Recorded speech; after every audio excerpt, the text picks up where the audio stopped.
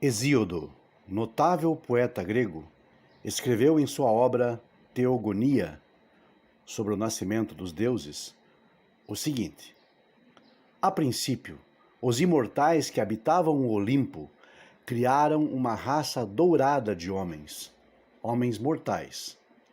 Foi quando Cronos era rei do céu e eles viviam como deuses, despreocupados em seus corações, protegidos da dor e da miséria.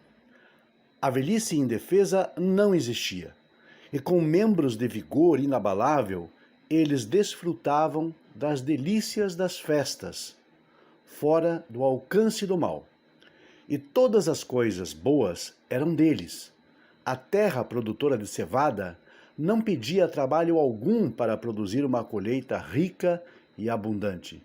Eles não conheciam restrições e viviam em paz e abundância como senhores das suas terras, ricos em rebanhos e queridos pelos deuses abençoados.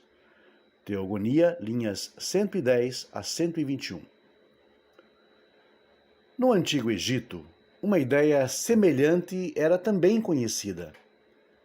Lemos: havia fartura de comida no ventre do povo. Não havia pecado na terra. O crocodilo não agarrava a presa e a serpente não picava na era dos deuses primitivos.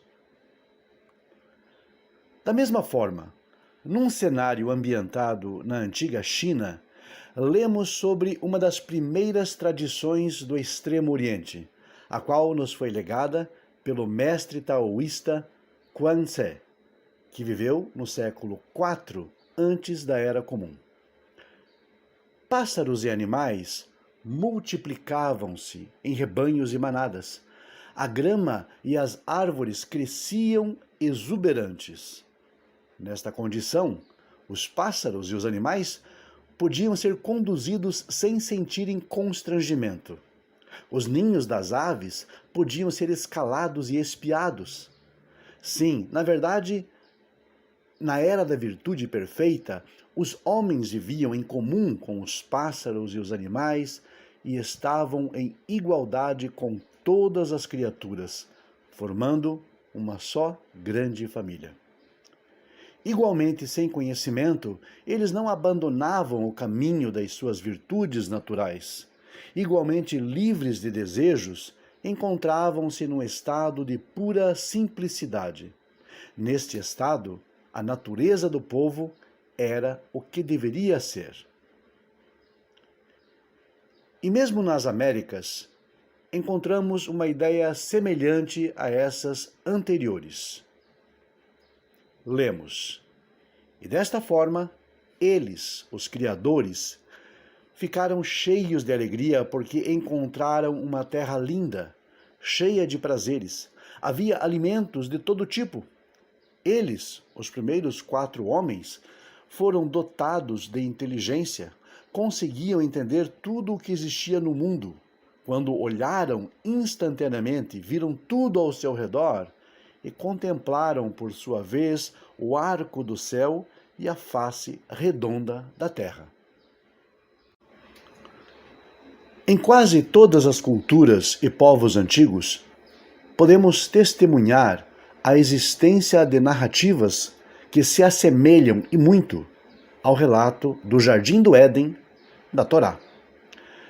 Portanto, é natural que nos perguntemos, aqui também, sobre a possibilidade de plágio. Entretanto, é difícil postular tal ideia sem cairmos em uma notória contradição. Como vimos, a ideia de um paraíso desfrutado pela humanidade no princípio dos tempos é algo recorrente.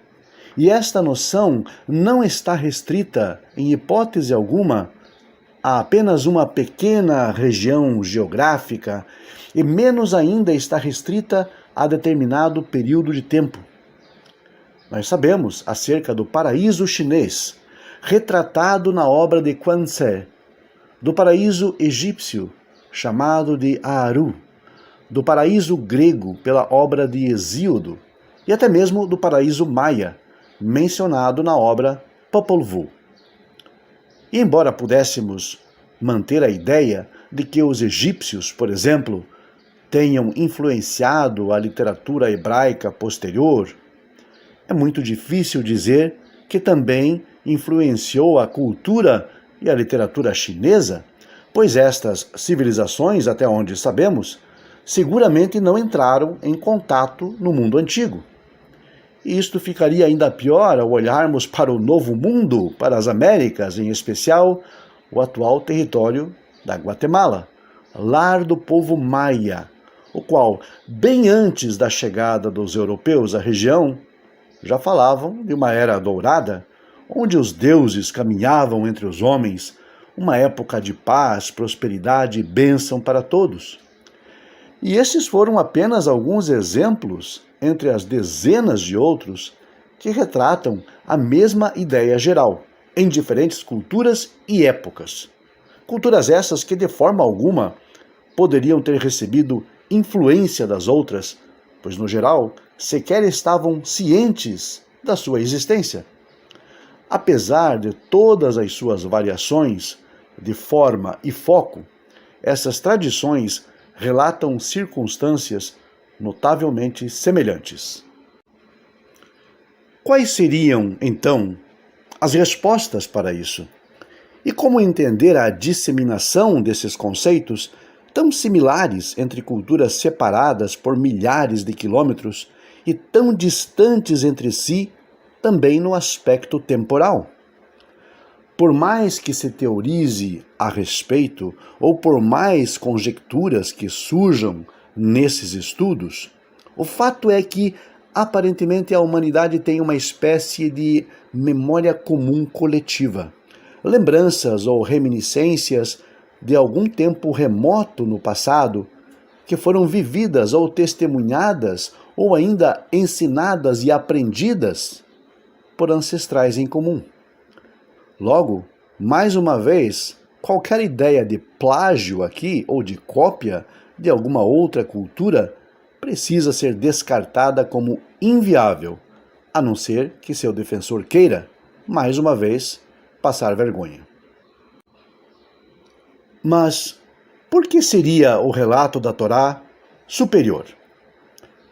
O primeiro ponto é que a língua hebraica dá um sabor à narrativa totalmente diferente do que se observa nas demais. E aqui vai uma notificação importante. E sim, se você quiser apreciar essas diferenças, precisa conhecer não apenas o idioma original, como também os estilos literários envolvidos e também a tradição judaica que elucida muitas partes complexas da narrativa. Portanto, para contestar ou tentar refutar o que diremos a seguir, você precisa também estar abalizado por esses pré-requisitos. Caso contrário, será apenas uma opinião e não um argumento.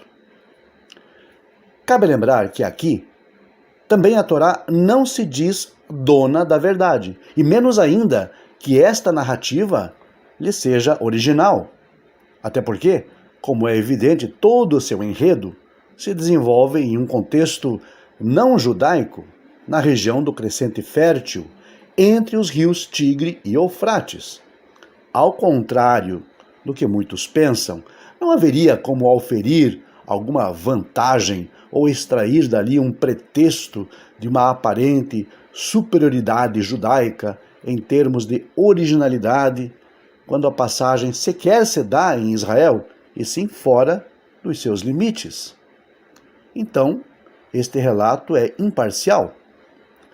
O texto, tal como encontramos no livro do Gênesis, é, na verdade, o refino de antigas tradições ancestrais, igualmente valiosas e importantes para que se agregue conhecimento. Vejamos apenas alguns pontos.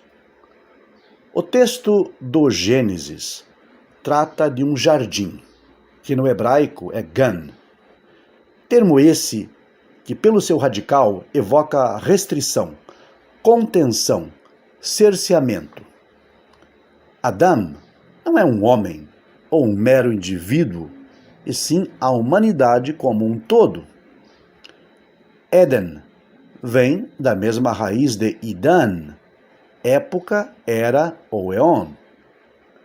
Assim, o que de fato a Torá quer dizer quando Deus forma o homem ou cria o homem fora deste jardim e ali o insere? Isto significa que o homem foi colocado num novo momento, numa nova era, ascendeu um degrau, esta era sendo agora mais restrita, mais contida. Apenas isso. Antes, no capítulo 1 do Gênesis, a humanidade está num estágio primitivo. Mas agora, no capítulo 2, ela recebe o que a tradição judaica e a Bíblia chamam de Nishmat Haim, um fôlego de duas vidas. Além da vida física, agora o homem conta também com a vida psíquica ou a vida racional. E é exatamente isso que o contém, ou que o restringe em suas práticas. O homem passa agora a ser uma entidade moral, com a possibilidade de fazer escolhas racionais. A árvore da vida nada mais é do que a Torá, a instrução divina, a opção de seguir uma escolha não emocional. Em última instância, a própria razão, dom de Deus concedido a apenas uma das suas criaturas, exatamente o ser humano. A árvore do conhecimento do bem e do mal é a habilidade do livre-arbítrio, um elemento dual, uma capacidade que é apenas concedida a seres racionais.